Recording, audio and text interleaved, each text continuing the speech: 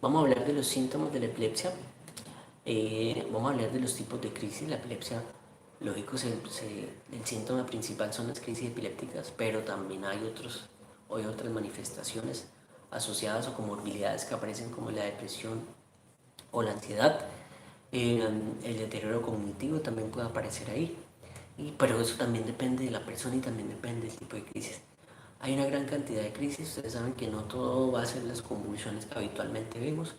Hay un número y depende también de dónde venga de qué parte del cerebro venga las crisis, va a ser la manifestación.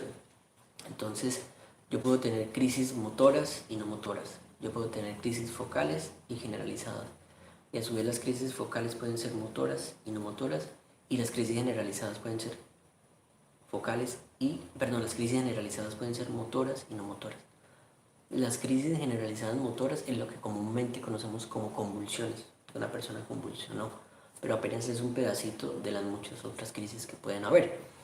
Y las crisis generalizadas no motoras, las que existen ahí son las crisis de ausencia.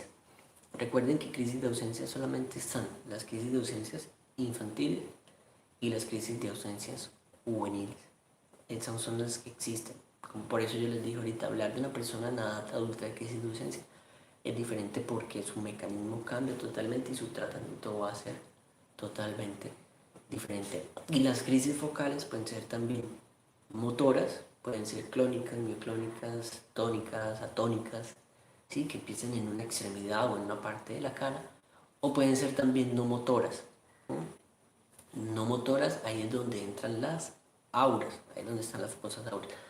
El aura no quiere decir que le está avisando que le va a dar la crisis, no.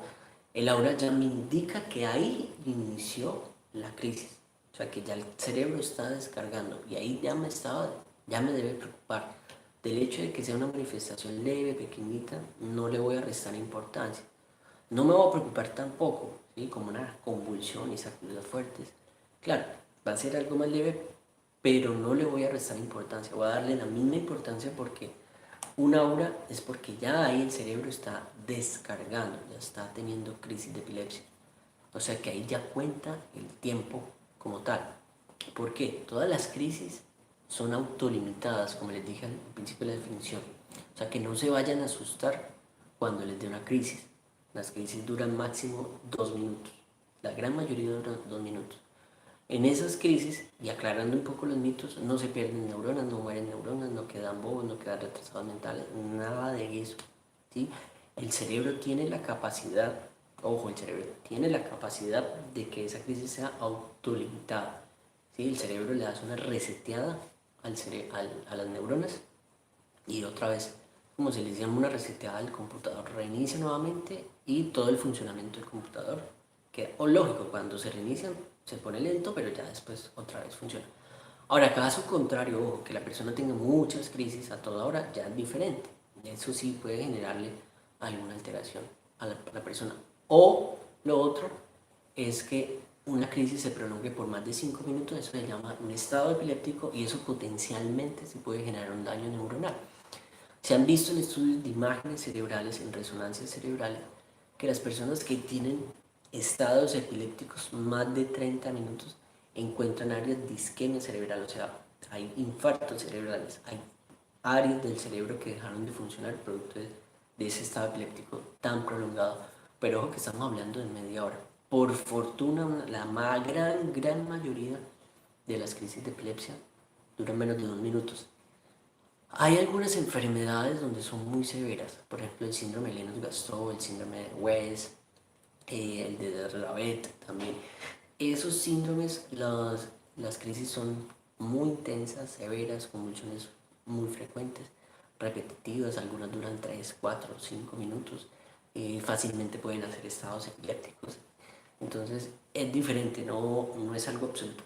Pero el mensaje es que si tienen crisis de vez en cuando menores a 2 minutos, tranquilos que no les mata neuronas, no les daña neuronas, no les quema neuronas, nada de eso. Su cerebro tiene la capacidad de soportar eso en cierta medida, mucho cierta medida.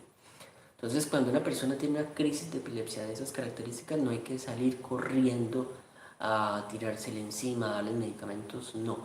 El tratamiento para las crisis epilépticas son los antiepilépticos. Ni tampoco hay que sedarlos, ni nada de eso. Cuando ya tiene el estado epiléptico, cuando la crisis lleva más de 5 minutos, sí hay que sedarlo de inmediato. Recomendación, si la persona tiene una crisis más de 3 minutos, ya empiecen cómo pensar para trasladarlo a una unidad de salud, para que lo vean en un hospital o en alguna clínica. Si lleva más de 3 minutos, ojo. Pero les repito, la gran mayoría por fortuna son autolimitadas y duran menos de 2 minutos. Entonces, ojo con eso. Entonces, para quitarse de pronto esa preocupación que tengan en la cabeza de que me convulsioné y me va a matar, no, nada, nada, absolutamente eso. Otra recomendación, cuando una persona, que siempre me hacen esas preguntas todo el mundo, mis pacientes, los estudiantes, todo el mundo me dice, ¿qué hacer cuando una persona tiene una crisis de epilepsia? Mi respuesta es nada, no hay que hacer nada. Como es autolimitado, hay que dejarlo quietecito, no hay que hacerle en realidad nada. Si la persona tiene una postura anormal que tenga, hay que dejarla, porque recuerden que eso se va a quitar porque es autolimitado. Si tiene de pronto salivación o algo, hay que ponerle un poquito de lado, si se deja, no hay que forzarlo tampoco, porque lo podemos lesionar o se puede lesionar la persona. Entonces, tranquilos, que no hay que voltearlos, ni tirárseles encima, ni jalarlos, ni nada. Déjenlo quieto. Lastimosamente, puede sonar feo de que no le hagamos nada, o sea, ¿por qué no se le va a hacer nada? Sí, porque es autolimitada, entonces. Y lo más importante es adecuarle el espacio. Eso sí, adecuarle mucho el espacio. Por ejemplo, si hay una mesa de vidrio, hay que correrla, quitarla de ahí.